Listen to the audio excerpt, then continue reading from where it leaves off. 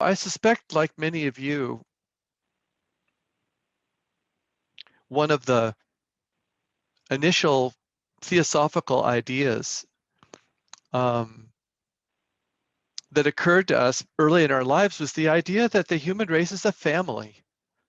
We're one family. And the great cause to which HPB devoted her life was this very idea that the human race is a family.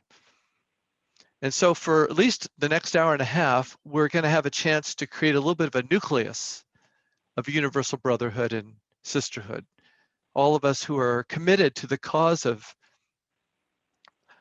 bringing the human race together and moving us forward on the spiritual path. And we think of HPB as that mother in many respects. She is the mother, certainly, of the modern theosophical movement. And I think when we honor her and her work and the cause to which she devoted her life, we honor all the teachers, all the spiritual teachers of mankind. So it is appropriate that we come together for that reason. So to get us started, our first reading is from Barb, who was born and raised in Hong Kong and currently resides in the San Francisco Bay Area.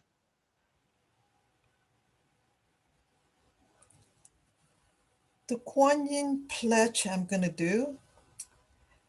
In Mandarin, 我绝不会寻求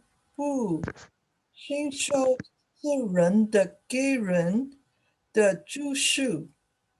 我永远不会独自进入最后的和平，但永远无处不在。我将为全世界每个生物的健康而努力。官员 Never will I seek nor receive private, individual salvation. Never will I enter into final peace alone, but forever and everywhere will I live and strive for the redemption of every creature throughout the world. Kuan Yin. Thank you. Our next reading comes from Bangalore, India, and Rashni and Vikash will be helping us with this. Namaste. We will be reciting the first two stanzas from the book of Dhyan in Hindi as well as English. Hindi. गुप्त ज्ञान संहिता के ध्यान के श्लोक। सनातन माता अपने नित्य अदृश्य वस्त्रों से आच्छादित पुनः 7 कल्प पर्यंत सो चुकी थी। काल न था क्योंकि वह अभी तक 7 काल निरपेक्ष स्थिति काल के अनंत हृदय में सोया पड़ा था। विश्वव्याप्त मन न था क्योंकि उसके धारण करने के लिए कोई आही या दैवी व्यक्ति न थे। परमानंद प्राप्ति के साथ मार्ग नहीं थे। दुख के महाकारण न थे क्योंकि उन्हें उत्पन्न करने और उनसे मोहयुक्त होने के लिए कोई न था। सर्वत्र अनंत व्योम में अंधकार मात्र था क्योंकि पिता, माता और पुत्र एक बार फिर एक हो गए थे और पुत्र नए चक्र के लिए और उसमें अपनी यात्रा करने के लिए अभी तक जागृत नहीं हुआ था।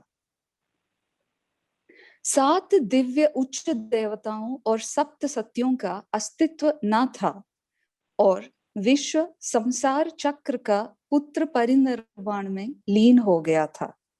जो है और नहीं भी है उसकी महाश्वास से वह अभी बाहर निकलने को था।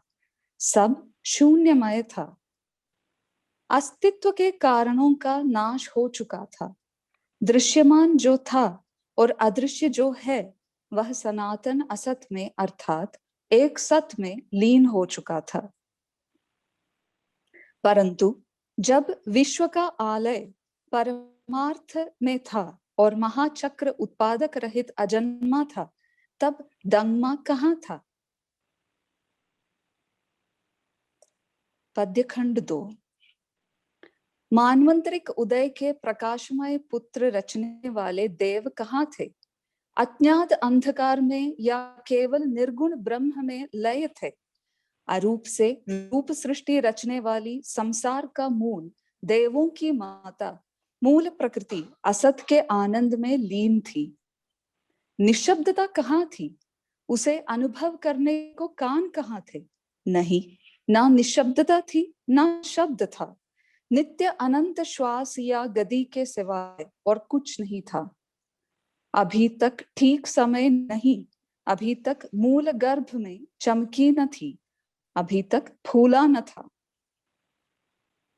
उस एक किरण को प्रवेश करने देकर वहां से 3 बनकर 4 रूप में माया की गोद में गिरने के लिए उसका हृदय अभी तक खुला न था। प्रकाश के जाल से अभी तक 7 उत्पन्न नहीं हुए थे। अकेला अंधकार ही पिता माता स्वभावत था और स्वभावत अंधकार में था। ये दोनों गर्भ बिंदु हैं और वह गर्भ बिंदु एक ही है। दिव्य संकल्प और दिव्य हृदय में विश्व अभी तक छिपा हुआ था। Thank you. The eternal parent, wrapped in her ever-invisible robes, had slumbered once again for 7 eternities.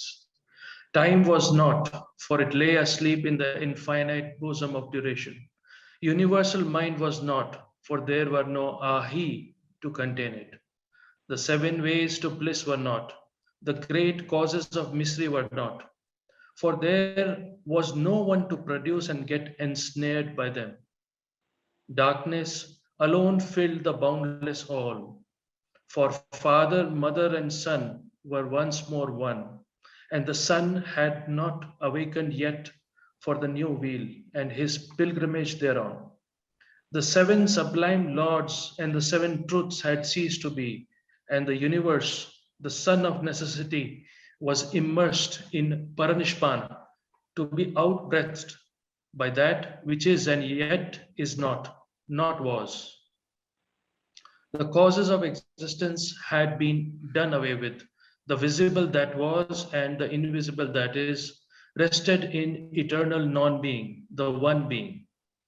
Alone, the one form of existence stretched boundless, infinite, causeless, in dreamless sleep, and life pulsated, unconscious in universal space, throughout that all presence which is sensed by the opened eye of the Dhamma. But where was the Dhamma when the alaya of the universe was in Paramartha and the great wheel was Anupadaka?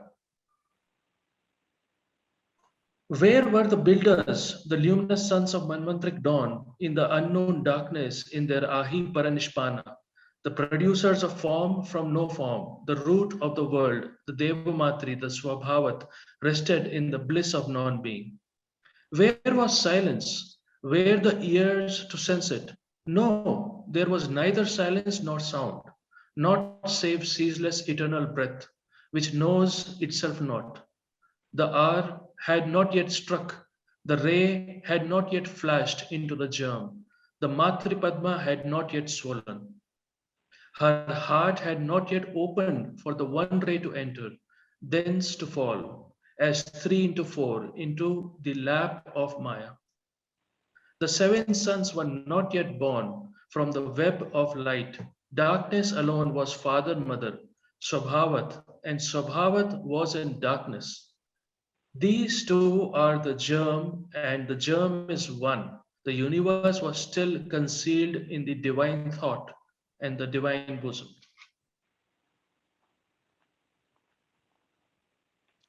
Thank you very much. Our next reader is Desiree. Desiree comes to us from San Diego, California. Thank you. I'll be reading from B.P. Wadia's Studies in the Secret Doctrine, excerpts from the section entitled The Writer of the Secret Doctrine. That Russian woman bore the name of Helena Petrovna Blavatsky.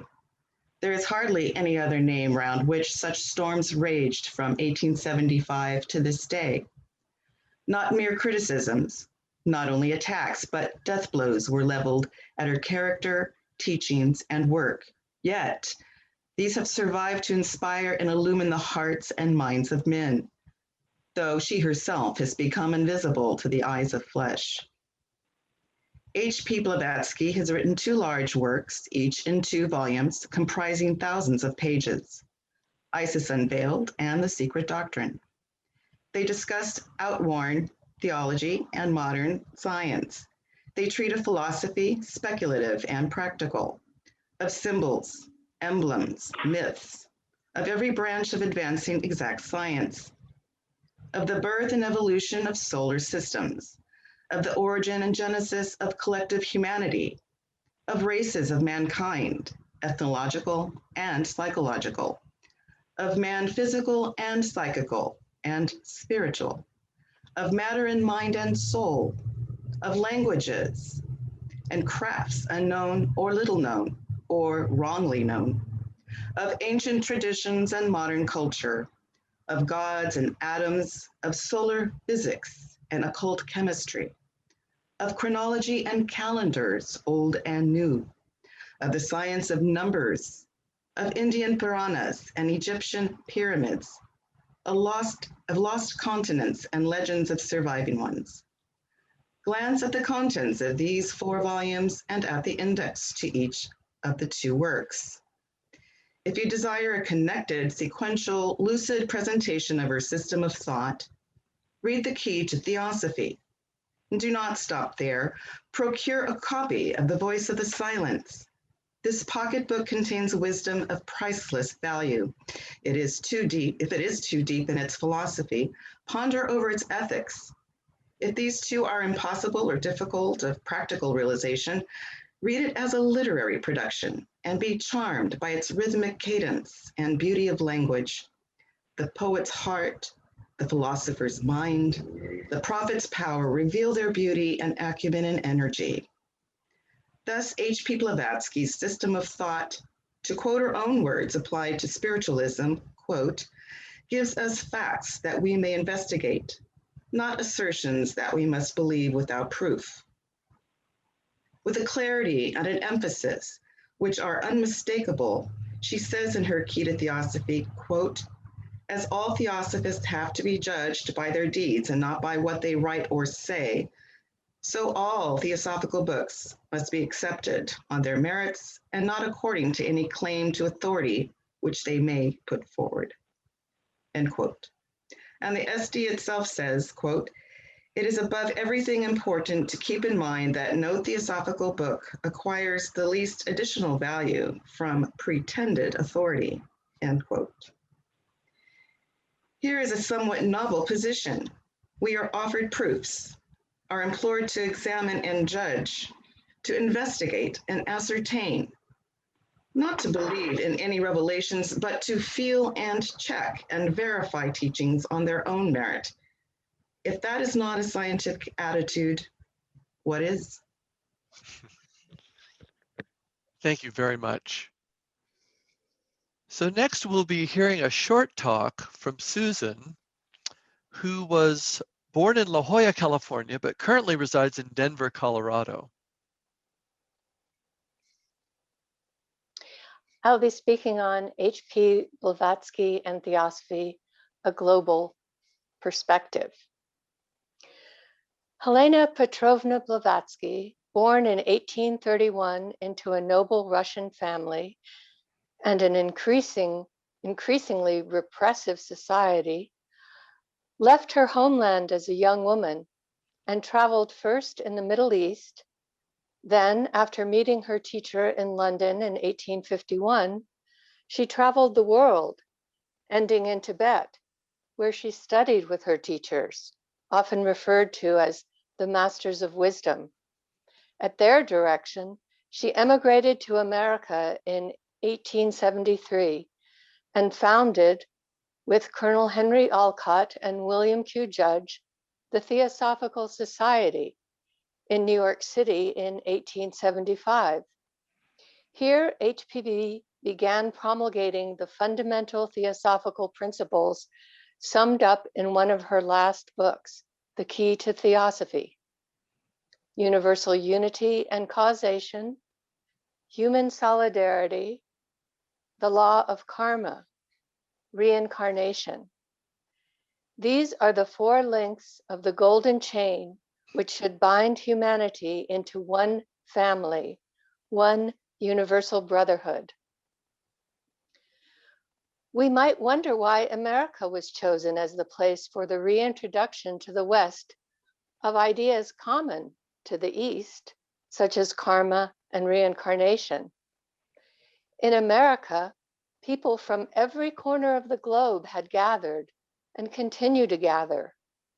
In her magnum opus, The Secret Doctrine, HPB stated, "The Americans of the United States have already become a nation apart, and owing to a strong admixture of various nationalities and intermarriage, almost a race sui generis, not only mentally, but also physically." Thus, America might be viewed as the microcosm in HPB's global mission. Here can be found adherents of diverse traditions, cultural, religious, philosophical, and scientific. In each of these traditions are found underlying truths, for truth itself is eternal, although expressed in a variety of forms, often hidden under myth and symbol or covered by human dogmas. In her work, HPB sought to uncover these truths, both ancient and modern. She claimed no originality for what she showed. Rather, she gave a foundation of universal principles that would allow for further reflection and discussion. In harmony with the freedom of individual thought expressed by the ideals of American democracy, theosophical ideas were and are offered as propositions about deity and law, man and nature, to be considered on their own merit, not as dogma requiring blind belief. HPB, now a US citizen, returned to Asia in 1878 with Colonel Alcott, leaving William Q. Judge to continue the work of the Society in America. HPB and Alcott traveled extensively in India, and she documented many of her travels and meetings with a wide variety of the local Indian population. She documented this for the Russian press, and these articles are now gathered under the title, The Caves and Jungles of Hindustan. In 1880, HPB and Alcott visited Ceylon, now known as Sri Lanka, where they publicly received the Panchasila, the 5 precepts taking refuge in the Buddha. To this day, Colonel Alcott is honored in Sri Lanka as a resuscitator of Buddhism. The Indian branch of the Theosophical Society, housed in Adyar in 1882 and continuing to this day, welcomed many Indian pundits, such as T. Subbarao, who contribute much of the Brahmanical positions on metaphysical questions. The Western interest in Eastern philosophy stimulated a renewed interest in their own traditions among the more general Indian populace, traditions that had often been neglected as a result of colonial and missionary influences. HPB left India for Europe in 1884. She worked continuously on writing The Secret Doctrine, published in 1888, and while she lived in London, she also led discussions and answered questions on that work, now collected as The Secret Doctrine Dialogues. Her final book, The Voice of the Silence, containing aphorisms to aid the student in living the higher life, was published in 1889. And for those interested in hearing more about HPB's life and the influence of theosophical ideas on specific writers, artists, and scientists, among others, I recommend an excellent presentation from the San Diego ULT that can be found on the Eternal Pilgrim channel on YouTube. I also recommend a recent presentation sponsored by the Virtual Center for Theosophical Studies. Dr. Marina Alexandrova from the University of Texas in Austin spoke on Blavatsky under the Tsars, HPB's life and legacy in Russia. And that will soon be published in book form and contains many revealing insights.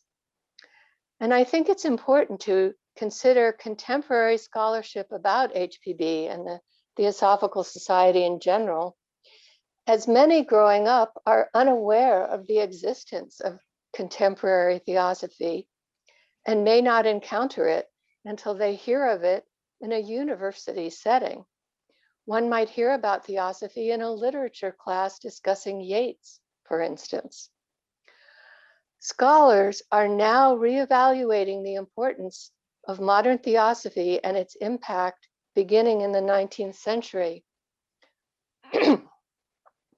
This recognition has taken time, for as the editors of Imagining the East from Oxford University Press in 2020, which includes articles by European, American, Israeli, and Canadian scholars, they state the mechanism of inclusion based on the inherited notion that esotericism and theosophy are unimportant has hindered a more nuanced and integrated historical picture of cross-cultural entanglements by not paying attention to the role of esotericism as something that has been and still is a significant part of modern European culture. Even though theosophy has been shunned by many established authorities, they say, people in general and some authorities away from the public eye have been involved with it, interested in it, or inspired by it. And it has had a considerable impact. The popularity of yoga and the way Buddhism and Hinduism have been presented in the West are examples of this. This idea is also reinforced in the 2019 book, Recycled Lives, A History of Reincarnation in Blavatsky's Theosophy by Julie Chahez, another in the series, the Oxford Studies in Western Esotericism. She draws attention to the fact that the New Age, the 1960s to 70s, was one of the most far-reaching cultural and religious developments of the late 20th century, and Blavatsky's ideas are fundamental to understanding its emergence, as well as the emergence of modern and postmodern forms of religion more generally. Humanity as a whole, as we know, keeps alive many metaphysical beliefs, for as HPB noted in Isis Unveiled, from the remotest antiquity, mankind as a whole have always been convinced of a personal spiritual entity within the personal physical man.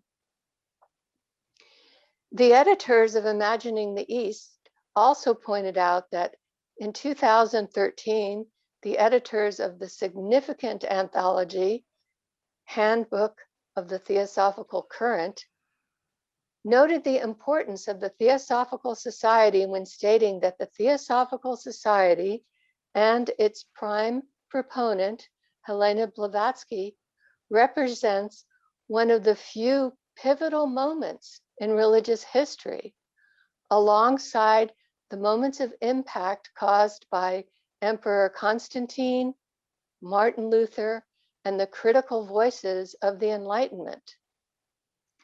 In the 2020 Theosophy Across Boundaries, Transcultural and Interdisciplinary Perspectives on a Modern Esoteric Movement, which was published as part of the Sunni series in Western esoteric traditions, the editors say, from its inception, the TS has constantly transgressed boundaries.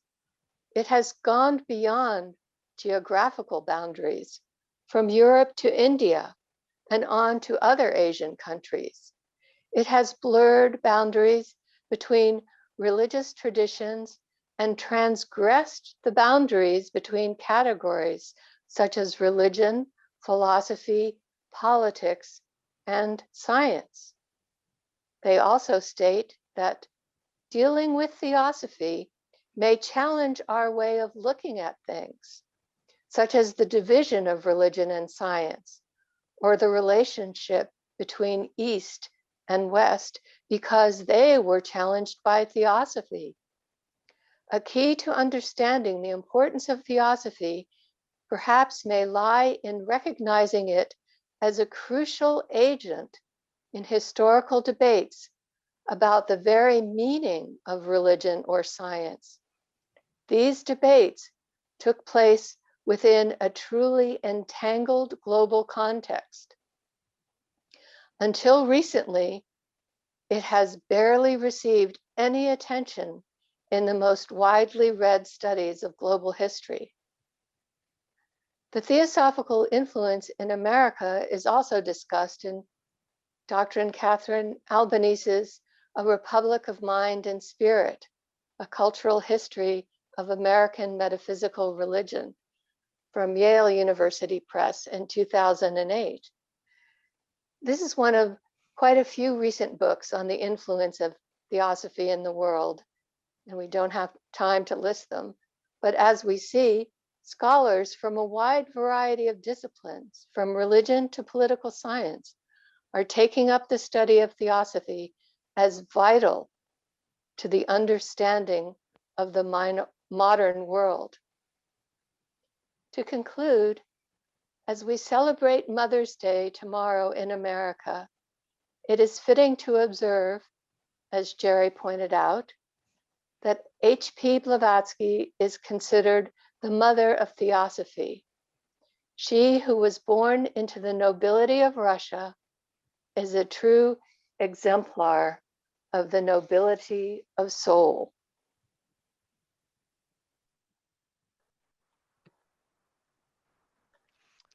Thank you very much, Susan. Our next contributor is Dominique, who will be speaking to us from Paris. Okay, thank you. I'm going to read an extract from an article that Judge published just after 1 month after the death of HPB, which is entitled Yours Till Death and After, HPB, which was the way she used to end her letters to him. First in French. Le seul but d'HPB était-il de fonder une société dont la force résiderait dans le nombre? Assurément pas. Elle travaillait sous les ordres de guides qui, en agissant dans les coulisses, savaient que le noyau constitué par la société théosophique était et devait être le foyer d'où pourrait rayonner l'aide à tous les hommes d'aujourd'hui, sans en recevoir ni remerciement ni reconnaissance. Un jour, à Londres, j'ai demandé à HPB quelle chance il y avait d'attirer les gens dans la société, étant donné la disproportion énorme qui existait entre le nombre des membres et les millions d'Américains et d'Européens qui ne connaissaient pas la société ou ne s'y intéressaient pas. Elle se cala contre le dossier de la chaise où elle était assise à sa table de travail et répondit. Lorsque vous considérez dans votre mémoire les jours passés de 1875 et des années qui ont suivi, où vous ne pouviez trouver personne qui s'intéressât à vos pensées, et que maintenant vous observez la vaste influence des idées théosophiques, quelle que soit l'étiquette qu'on leur donne, il vous faut admettre que c'est pas si mal. Nous ne travaillons pas simplement pour que des gens puissent s'appeler théosophes, mais pour que les doctrines qui nous tiennent à cœur puissent influencer et pénétrer comme un levain, tout le mental de ce siècle. Ceci ne peut être accompli que par un petit groupe convaincu de travailleurs qui ne se dépensent pas en vue d'obtenir une récompense humaine ni une quelconque reconnaissance terrestre, mais qui, aidés et soutenus par leur croyance en cette fraternité universelle dont nos maîtres font partie, œuvrent fermement et avec fidélité en s'efforçant de comprendre et de présenter à la considération des hommes les doctrines de vie et de devoir qui sont parvenues jusqu'à nous depuis des temps immémoriaux. Ne faiblissez pas tant que quelques êtres dévoués travailleront à maintenir le noyau en existence. Il ne vous a pas été ordonné de fonder et de réaliser une fraternité universelle, mais d'en former le noyau, car c'est seulement lorsque celui-ci est créé que peut commencer le processus d'accumulation qui finira par produire, dans les années futures, aussi éloigné soit-elle, l'organisme que nous avons en vue. In English. HPB's object, was it merely to form a society whose strength should lie in numbers? Not so. She worked under directors who, operating from behind the scene, knew that the Theosophical Society was and was to be the nucleus from which help might spread to all the people of the day without thanks and without acknowledgement. Once in London, I asked her what was the chance of drawing the people into the society in view of the enormous disproportion between the number of members and the millions of Europe and America who neither knew of nor cared for it. Leaning back in her chair, in which she was sitting before her writing desk, she said, "When you consider and remember those days in 1875 and after, in which you could not find any people interested in your thoughts, and now look at the widespreading influence of theosophical ideas, however labeled, it is not so bad. We are not working merely that people may call themselves theosophists, but that the doctrines we cherish may affect and leaven the whole mind of this century.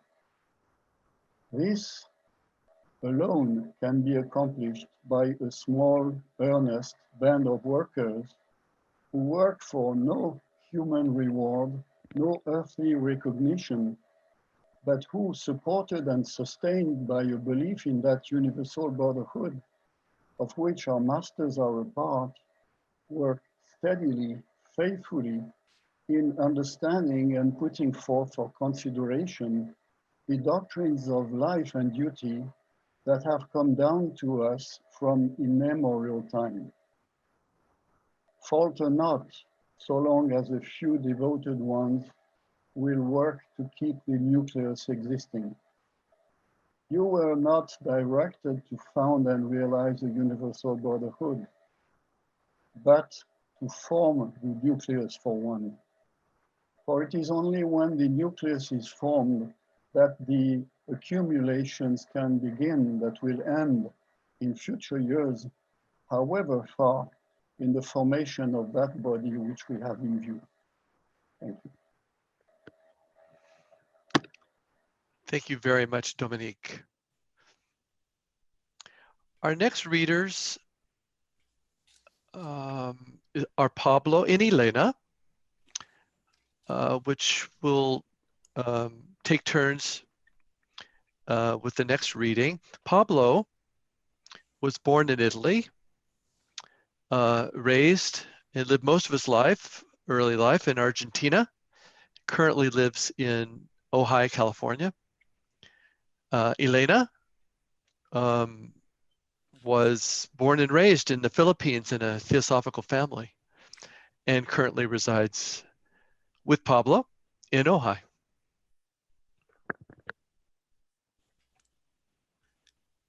Los pasajes que leeré pertenecen al libro 3 y 4 de la luz de Asia.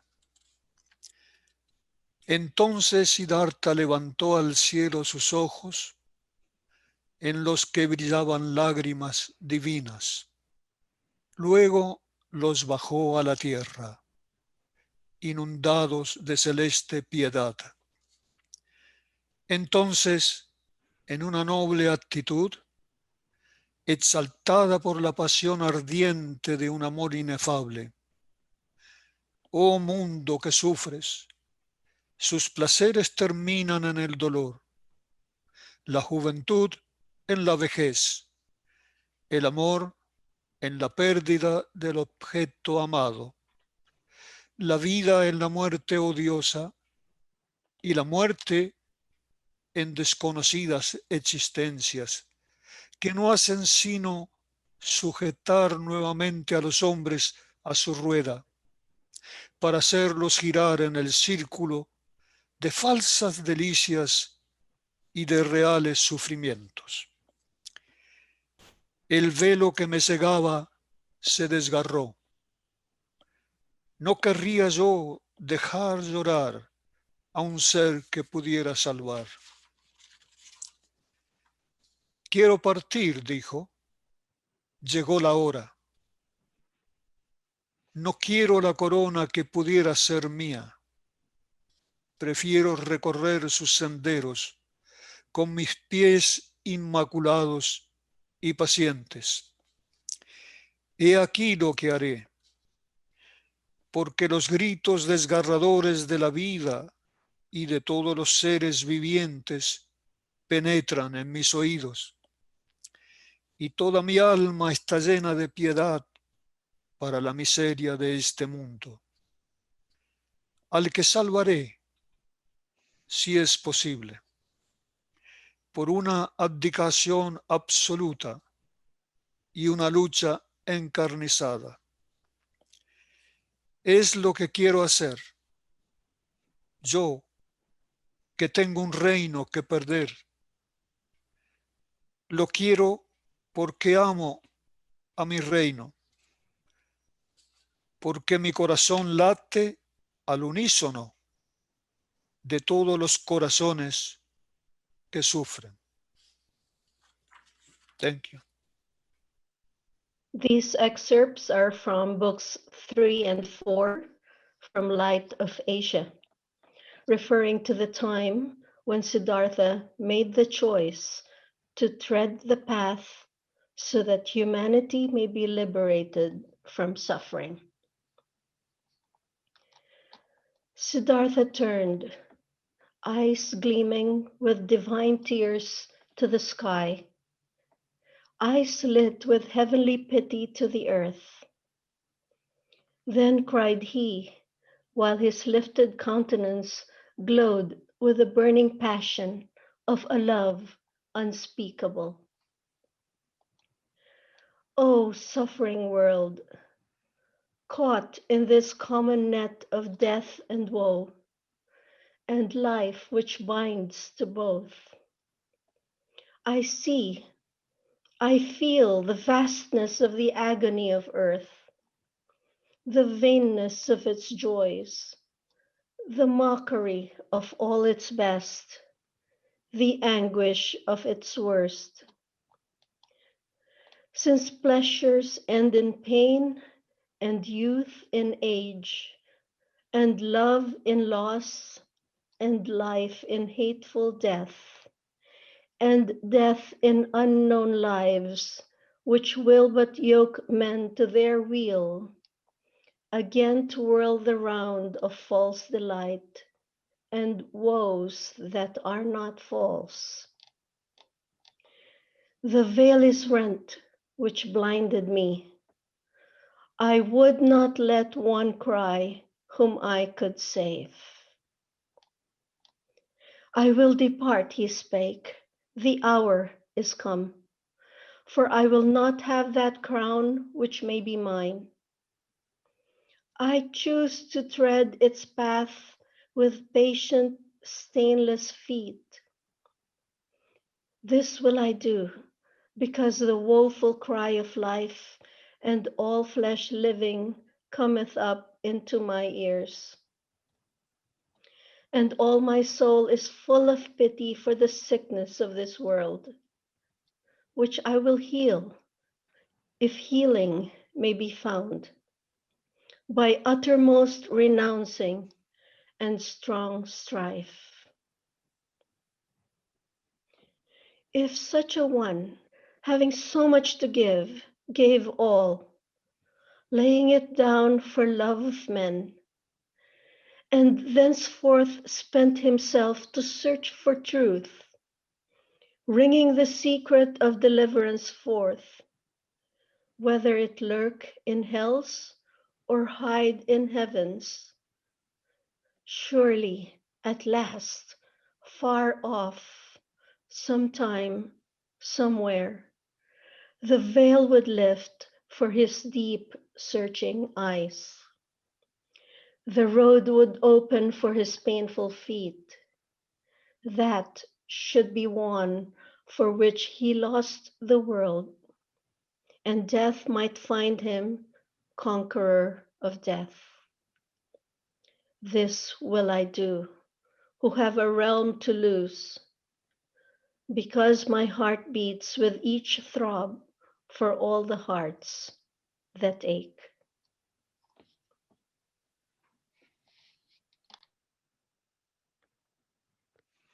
Thank you, Elena and Pablo. Our next reader is John, who hails from Vancouver, Canada. All right, I'm going to read the hymn to Vak from the 10th book of the Rig Veda. When, O Lord of the world, the wise established name-giving, the first principle of language, their inmost essence, pristine and pure, hidden deep within, was brought to light through love. When the wise created language with the mind, as winnowing ground barley with a sieve, friends acknowledged the essence of friendship. Upon their speech was impressed the mark of grace. With devotion, they walked the path of the word, which they saw abiding within the seers. They drew it out, ordering it all ways, the word which 7 singers exalt. Many a man who sees does not see the word, and many a man who hears does not hear it. Yet for another, Vak reveals herself like a radiant bride yielding to her Lord. Another man is apt to be uncaring, unmoved to act with daring, all tangled in vain imaginings. The word he hears bears no flower or fruit. He who forsakes a companion in knowledge lacks every avenue for sharing the word.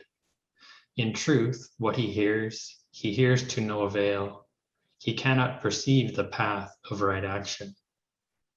To all companions are eyes and ears bestowed, yet each man differs in the quickness of his mind. Some are like deep, refreshing lakes, others, alas, like shallow pools. When men of the word, companions, worship, refining in their hearts flashes of insight, some attain awareness of knowledge, others wander mouthing empty words. Those who move neither forward nor backwards are not men of the word, nor refiners of essence. Poor craftsmen mishandling the word, spinning frail threads of self-regard. All companions rejoice in their victorious friend, finding fulfillment at the journey's end. Nourishing them, he eases their pain, for he is ever ready to venture forth. When one man adds to the store of sacred verse, another sings hymns to banish confusion. The man of the word gives knowledge of what is, and another gives measure to worship. Thank you. Thank you, John. The first of two stories we're going to hear today will be given now by Wes, who will be speaking to us from Los Angeles, California. Well, this is a little-known story about the early life of HPB. Helena Petrovna von Hahn left home at the age of 17 after marrying Colonel Blavatsky on an impulse. Began a saga of travel and study for the next 25 years, encouraged by the teacher she met in dreams but had not yet met in person. Her quest took her to Greece, Egypt, and Mesopotamia, where, in search of the unknown, as she said, she sought answers to questions she had encountered in the mystical, magical, Kabbalistic, and alchemical writings she had read as a child in her grandfather's library. These spoke of the marriage of the Red Virgin with the Hierophant, of the astral mineral with the Sibyl, and the combination of the feminine with the masculine in nature, or what the East calls the harmonizing of the yin and the yang.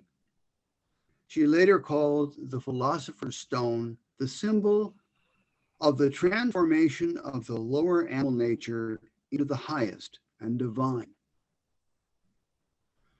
While an important part of her education, these early inquiries frustrated her, leading her to London in early 1851. There, taught by the famed pianist and composer Ignaz Geles, she contemplated a career as a professional pianist. And yes, she was that good, and performed brilliantly in public.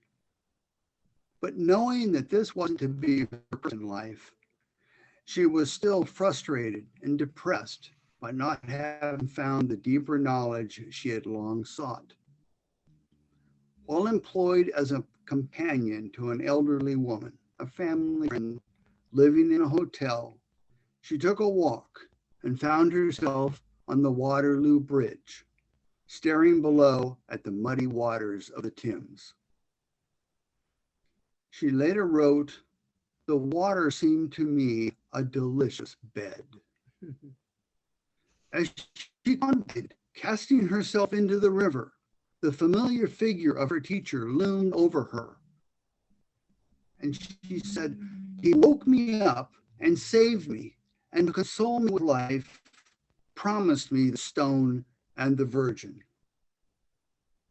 Later that same year, on her 20th birthday in London, she finally met her face to face for the first time.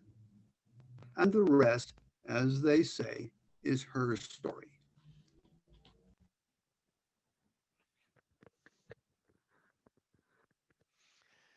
Thank you, Wes. Our next reader is Andrea. Andrea was born in Hungary and currently resides in London.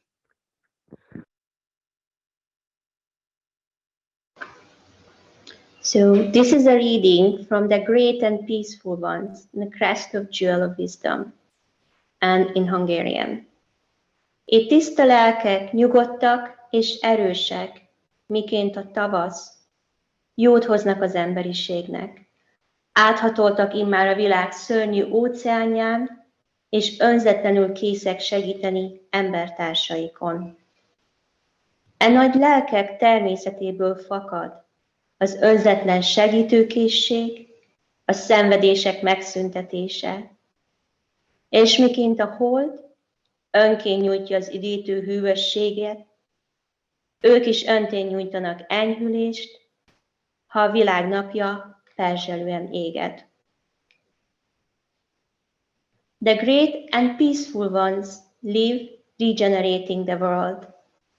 Like the coming of the spring, having crossed the ocean of embodied existence themselves, they freely aid all others who seek to cross it.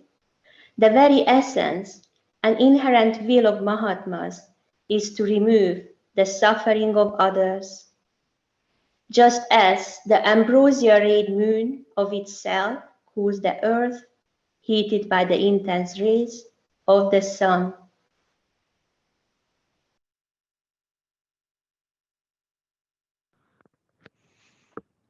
Andrew, thank you very much. Our next contribution comes from another husband-wife team. Prima and Shri were born and raised in Bangalore, India, and currently reside in Camarillo, California. Namaste. I will be reciting verses 54 through 69 of the second chapter of the Bhagavad Gita. Arjuna uvacha sthita prajnasya ka bhasha samadhistasya keshava sthitadhi kim prabhasheta kimasita vrajeta kim. Shri Bhagavan uvacha prajahati yada kaman sarvan parthamanogatan atman yevatmana tushtaha sthita prajnastadochyate dukkheshvana dukvignamanaha sukheshu vigataspraha vitaraga bhaya krodha sthitadhir muniruchyate yas sarvatrani bhisneha tat prapya shubha shubham na vinandati na dveshti tasya prajna pratishtita yada samharate chayam kurmongani vasarvashaha indriyanindriyartebhyah tasya prajna pratishtita vishaya vinivartante nihararasya dehinah rasavarjam rasopyasya param drushtva nivartate yatato hyapi kaunteya purushasya nivashitaha indriyani pramathini haranti prasabham manaha tani sarvani samyamya yukta asita matparaha vashehi yasyendriyani tasya prajna pratishtita dhyayato vishayan pumsaha sangasteshu pajayate sangat sanjayate kamaha kamat krodho vijayate krodhat bhavati sammoha sammohat smriti vibhramaha smriti bhramshad buddhinashaha buddhinashat pranashyati ragadvesha viyuktaistu vishayanindriyaischaran atmavashyait vidheyatma prasadam adhigacchati prasade sarvadukhanam haniryasyopajaayate prasannachetaso hyashu buddhi paryavatishtate nasti buddhirayuktasya nachayuktasya bhavana nacha bhavayata shantir अशान्तस्य कुतः सुखम् इन्द्रियाणां हि चरतां यन्मनोनुविधीयते तदस्य हरति प्रज्ञां वायुर्नावं निवाम्भसि तस्मादस्य महाबाहु निगृहीतानि सर्वशः इन्द्रियाणीन्द्रियार्थेभ्यः तस्य प्रज्ञा प्रतिष्ठिता या निशा सर्वभूतानां तस्यां जागृति संयमे यस्यां जागृति भूतानि सा निशा पश्यतो मुनेः. And the translation by Mr. Judge. Arjuna, what, O Keshava, is the description of that wise and devoted man who is fixed in contemplation and confirmed in spiritual knowledge? What may such a sage declare? Where may he dwell? Does he move and act like other men? Krishna. A man is said to be confirmed in spiritual knowledge when he forsaketh every desire which entereth into his heart, and of himself is happy and content in the self and through the self. His mind is undisturbed in adversity. He is happy and contented in prosperity, and he is stranger to anxiety, fear, and anger. Such a man is called a Muni.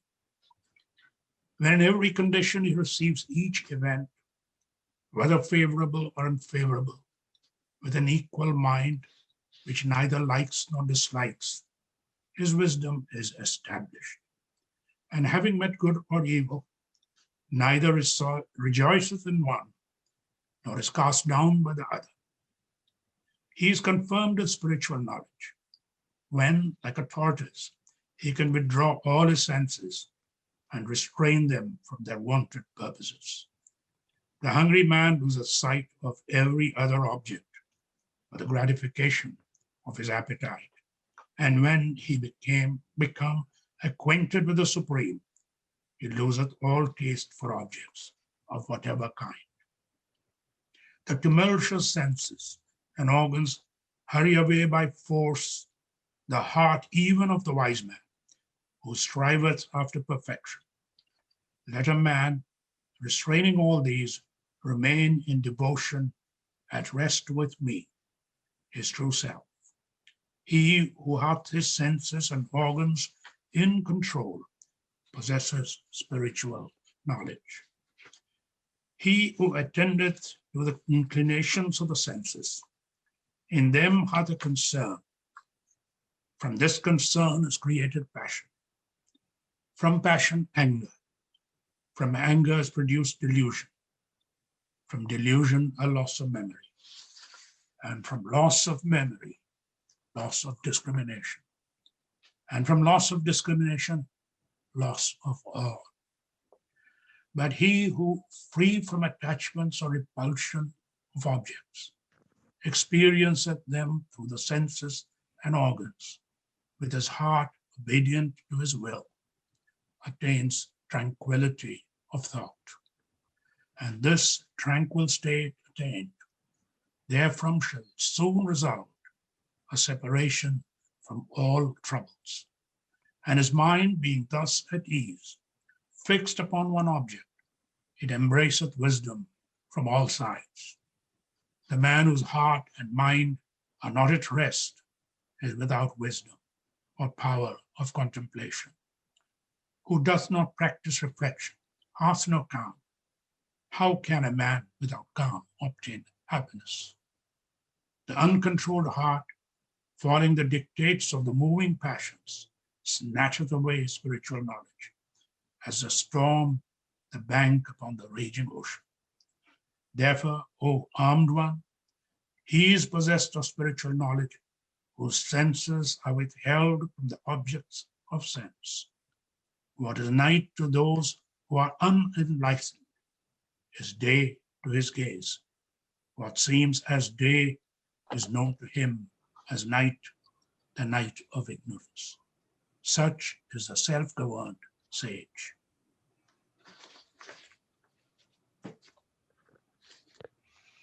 Thank you very much, both of you. Our next reading is from Marion, who was born and raised in Philadelphia.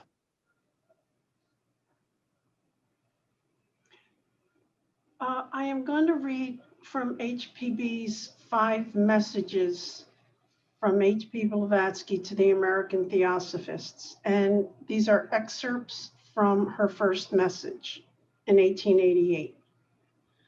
The multiplication of local centers should be a foremost consideration in your minds, and each man should strive to be a center of work in himself.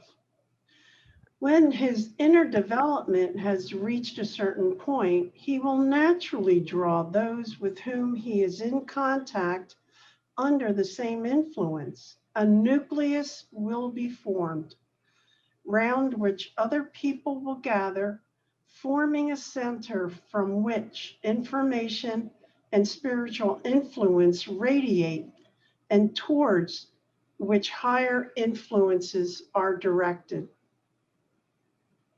Men cannot all be occultists, but they can all be theosophists. Many who have never heard of the society are theosophists without knowing it themselves. For the essence of theosophy is the perfect harmonizing of the divine with the human in man, the adjustment of his godlike qualities and aspirations, and their sway over the terrestrial or animal passions in him. Kindness, absence of every ill feeling or selfishness, charity, goodwill to all beings, and perfect justice to others as to oneself are its chief features. He who teaches theosophy preaches the gospel of goodwill, and the converse of this is true also. He who preaches the gospel of goodwill teaches theosophy. I am confident that when the real nature of theosophy is understood, the prejudice against it, now so unfortunately prevalent, will die out. Theosophists are of necessity the friends of all movements in the world, whether intellectual or simply practical, for the amelioration of the condition of mankind. We are the friends of all those who fight against drunkenness, against cruelty to animals, against injustice to women, against corruption in society or in government, although we do not meddle in politics. We are the friends of those who exercise practical charity, who seek to lift a little of the tremendous weight of misery that is crushing down the poor. But in our quality of theosophists, we cannot engage in any one of these great works in particular. As individuals, we may do so, but as theosophists, we have a larger, more important, and much more difficult work to do. People say that theosophists should show what is in them, that the tree is known by its fruit. Let them build dwellings for the poor. It is said, let them open soup kitchens, etc., etc., and the world will believe that there is something in theosophy. These good people forget that theosophists as such are poor, and that the founders themselves are poorer than any, and that one of them, at any rate, the humble writer of these lines, has no property of her own and has to work hard for her daily bread whenever she finds time from her theosophical duties. The function of theosophists is to open men's hearts and understandings to charity, justice, and generosity, attributes which belong specifically to the human kingdom and are natural to man when he has developed the qualities of a human being. Theosophy teaches the animal man to be a human man. And when people have learned to think and feel as truly human beings should feel and think, they will act humanely, and works of charity, justice, and generosity will be done spontaneously by all.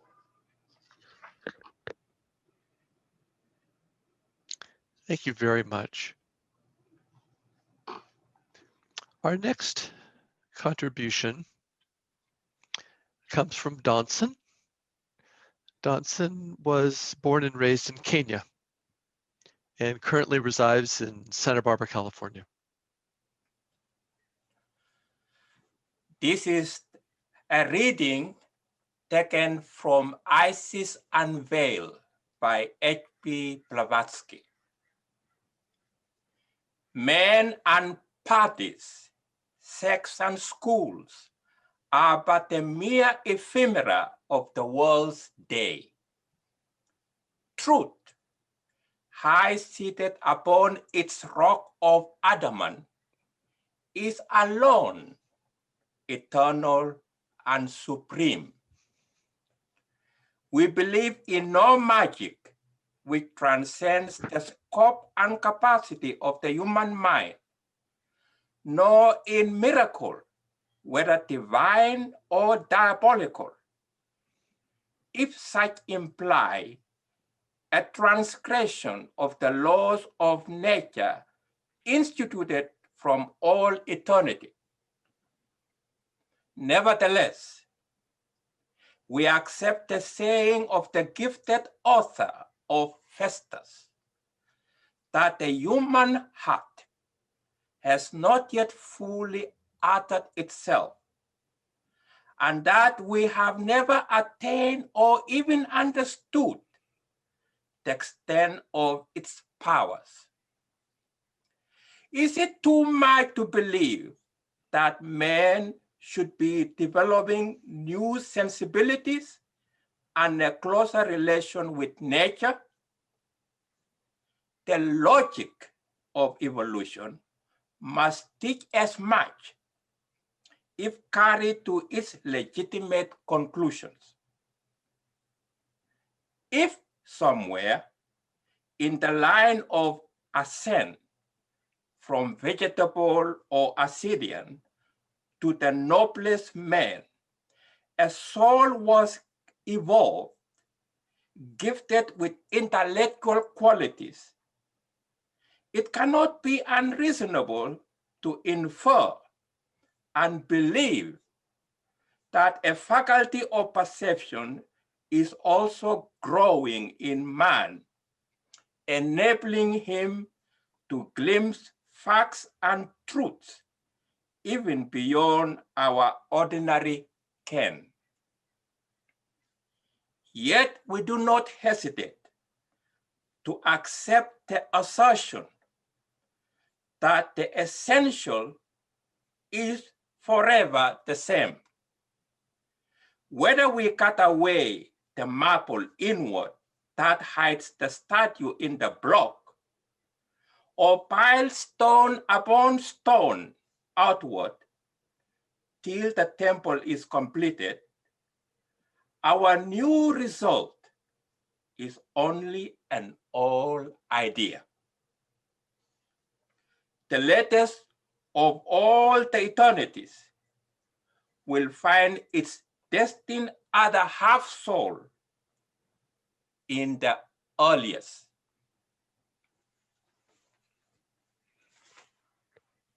Thank you. Now we'll hear the second of the stories about HPB from Wes.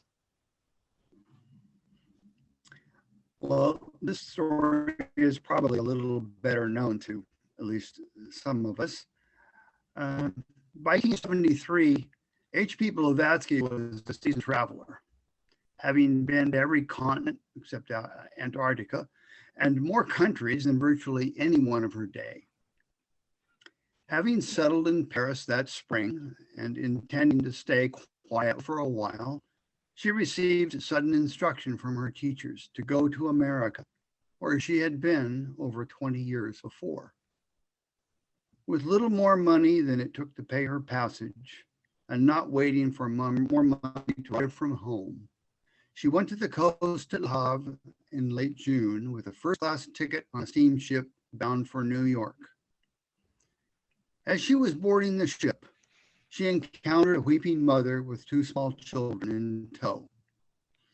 She learned from the mother that an unscrupulous agent had sold them bogus tickets, and so the little family were stranded, penniless, unable to journey to America to meet the woman's husband. "Come with me," said Madame Blavatsky, who then went to the agent of the steamship company and persuaded him to exchange her first-class ticket for 4 spaces in steerage for herself, the poor woman, and her children. Steerage, the whole of the ship, below deck for 3 miserable weeks, slower than usual because of headwinds and heavy seas. Dark, damp, crowded, stinking of waste and garbage. Little to eat but thin, warm soup and wormy biscuits, and foul water to drink. But passage to a better life was much preferred for a family otherwise doomed to a life begging on the streets of France. Such was the sacrifice of this noble woman, who lived the life of altruism and service that she later wrote about.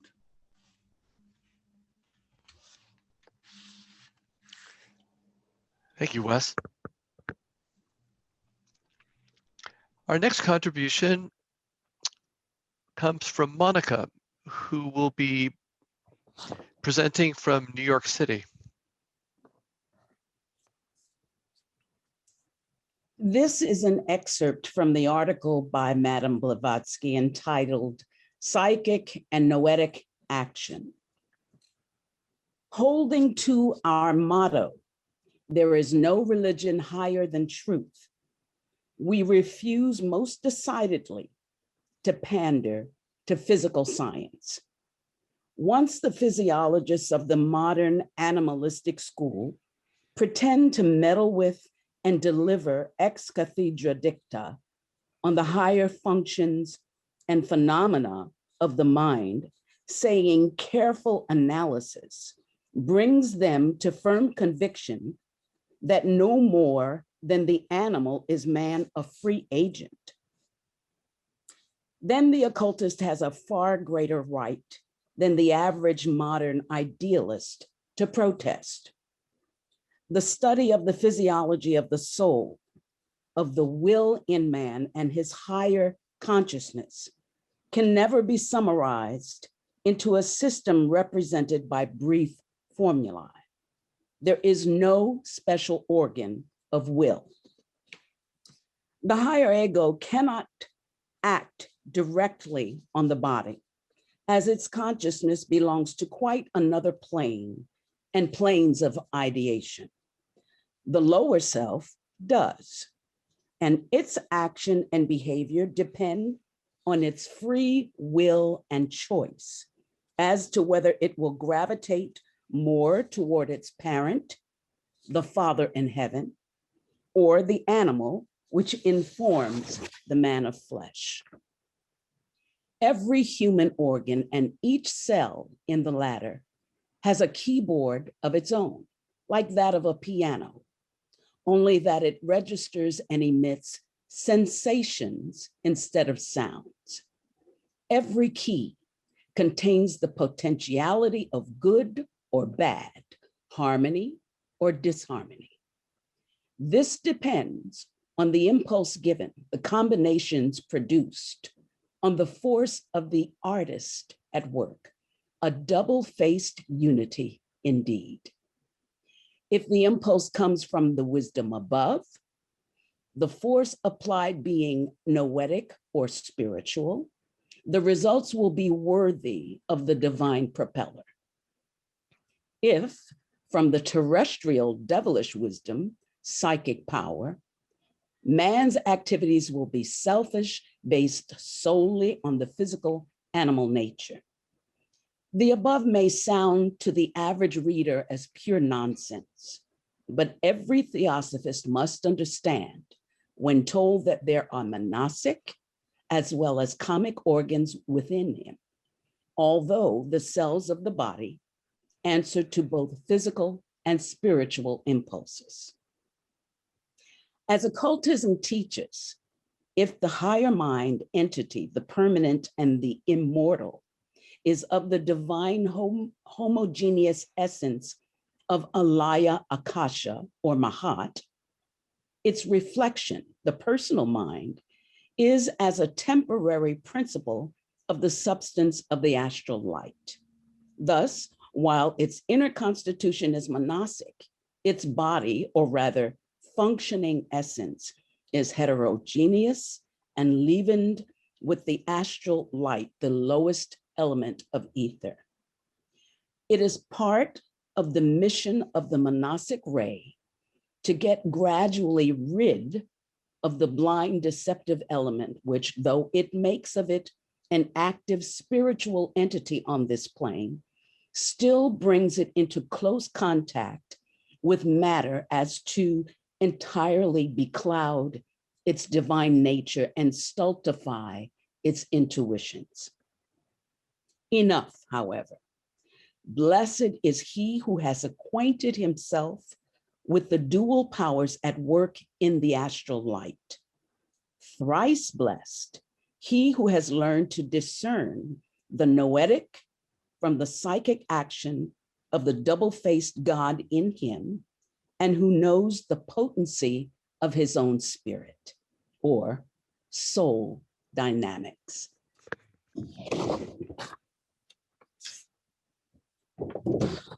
Thank you very much.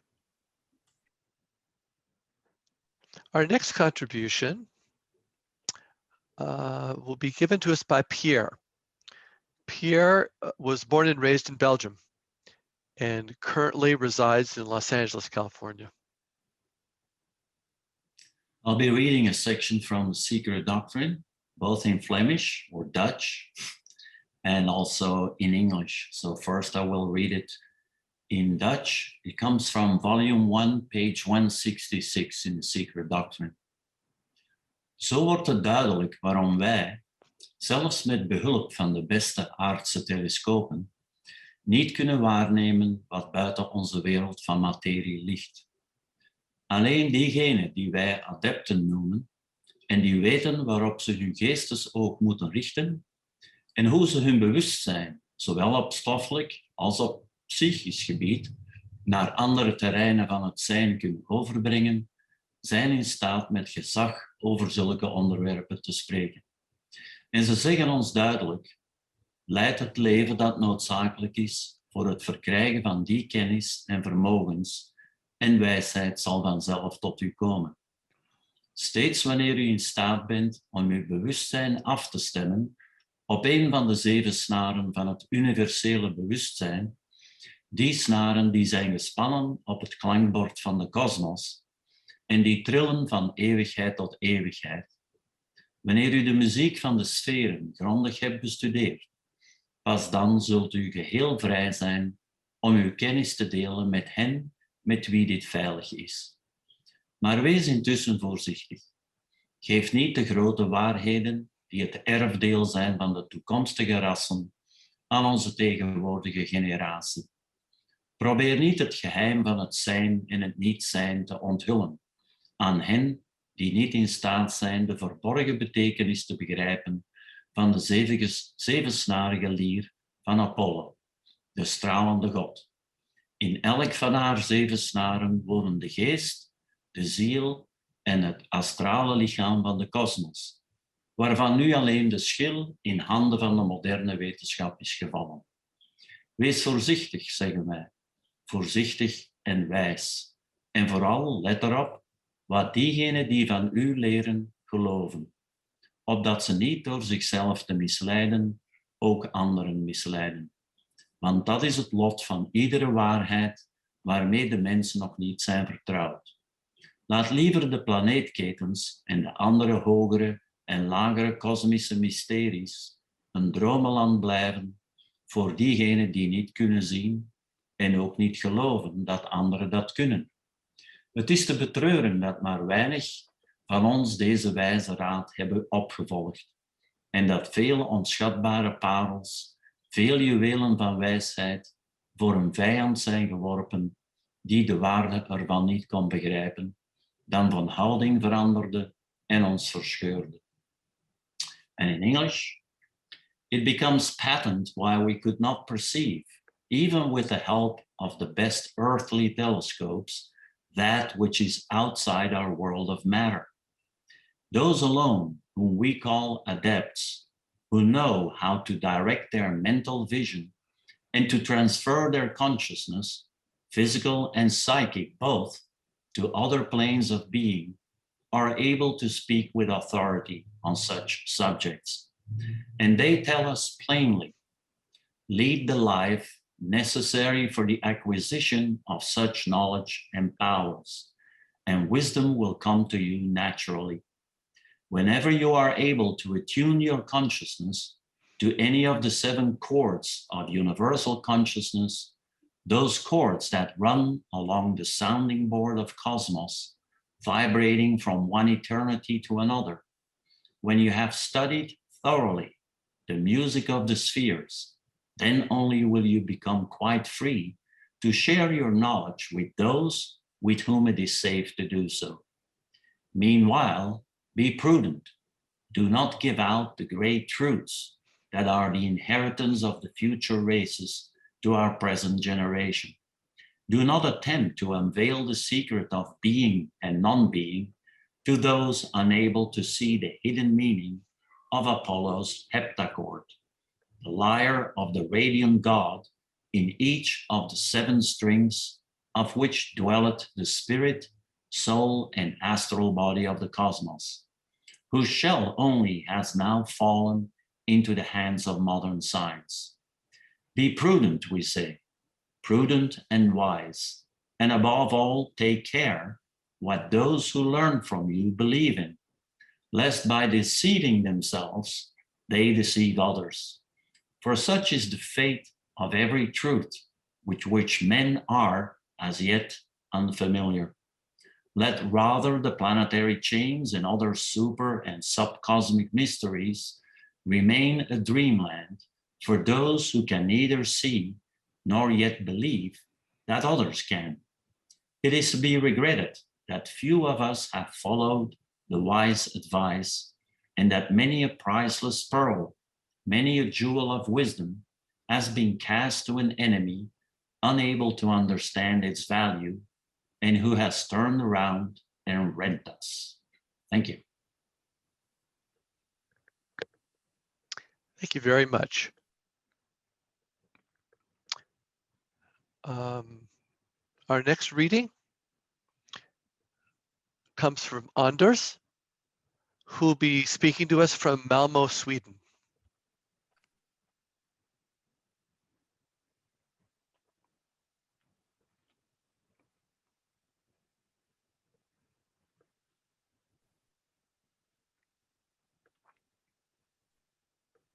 And make sure to unmute Anders.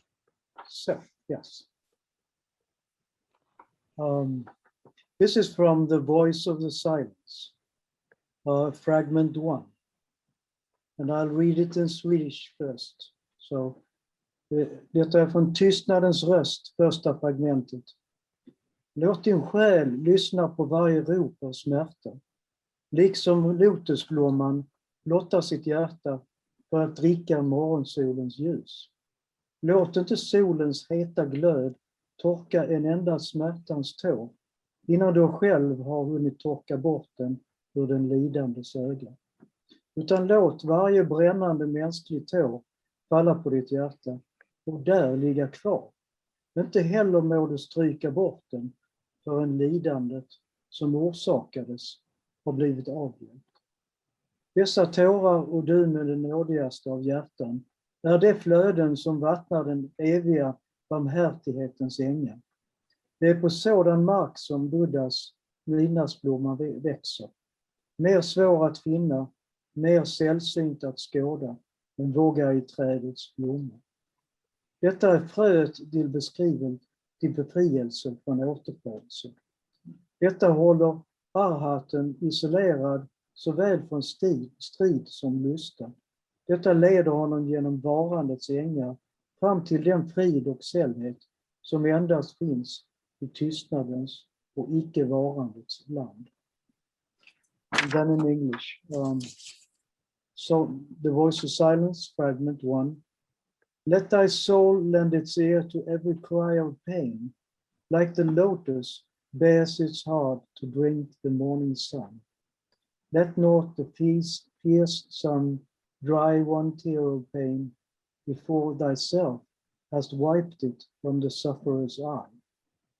But let each burning human teardrop on thy heart and there remain, nor ever brush it off until the pain that caused it is removed.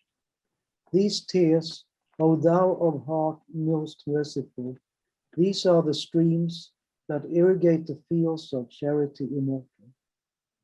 This on such soil that grows the midnight blossom of the Buddha, more difficult to find, more rare to view, than is the flower of the Vogai tree.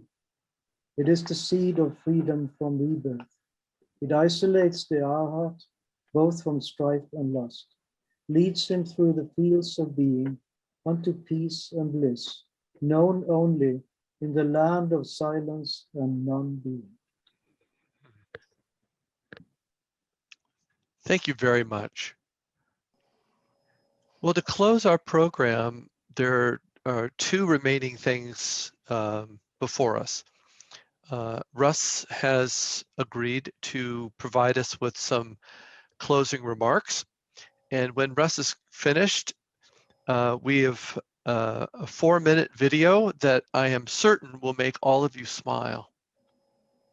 So Russ?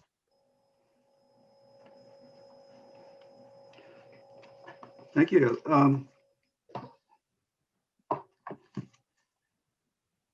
Well, I was going to start with a reading from William Q. Judge.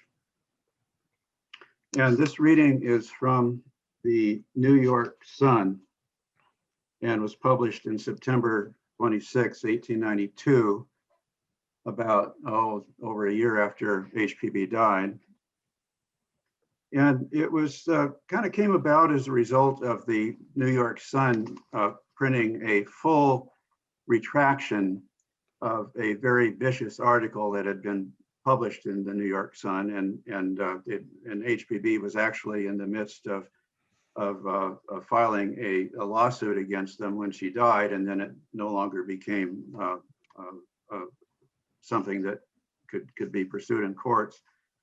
But the New York Sun took it upon themselves to print a full retraction after they realized what a horrible thing they had done in publishing this article. And they invited Mr. Judge to write an article himself.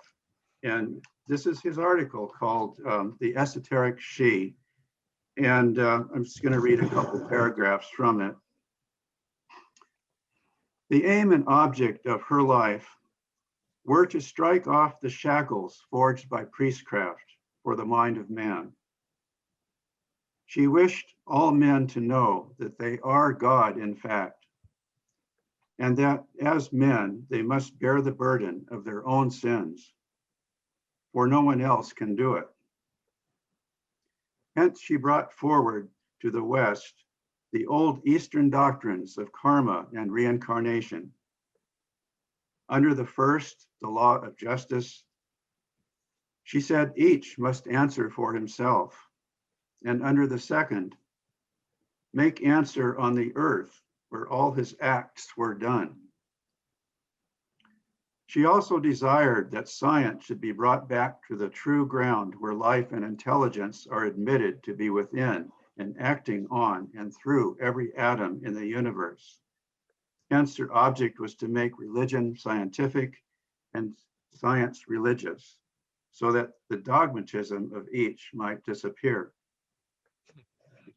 Her life since 1875 was spent in the unremitting endeavor to draw within the Theosophical Society those who could work unselfishly and to propagate an ethics and philosophy tending to realize the brotherhood of man by showing the real unity and essential non-separateness of every being. And her books were written with the declared object of furnishing the material for intellectual and scientific progress on those lines.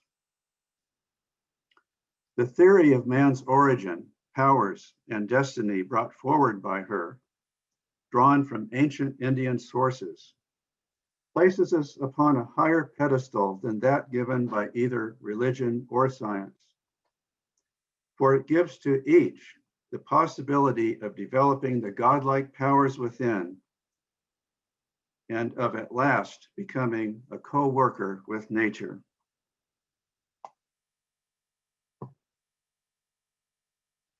And so I'm sure I speak with for everyone when I say that this has been a most interesting and deeply inspiring and amazing event. We certainly wish to express our thanks to all those who contributed to it, as well as all those that joined from all around the world. So just think, we have had joining into one simultaneous meeting contributions from students in India, the United Kingdom, France, Sweden, Canada, and just within the United States from cities as far-ranging as New York, Philadelphia, Los Angeles, Ojai, Santa Barbara, San Diego, and San Francisco. And we have heard presentations in 9 languages. It's the first time I have ever heard Hungarian spoken, and also the first time I've ever heard Sanskrit spoken so beautifully or sung so beautifully. And I don't know for certain, but I will certainly venture to say that I think this is the first White Lotus Day commemoration in history to have had such a simultaneous worldwide participation. And we all know that the pandemic has brought so much suffering and turmoil to the entire world. India is being especially besieged right now. But perhaps one good thing that has been emerging from this turmoil and disruption, at least with respect to the theosophical arena, is an increased effort to make use of the technology we now have available in order to help students stay connected and to bring about a greater outreach and promotion of the age-old wisdom religion. And this effort will no doubt continue long after we are able to resume our accustomed face-to-face meetings and lodges, because it reaches out to so many who may be far away from lodges or may be unable or disinclined to travel.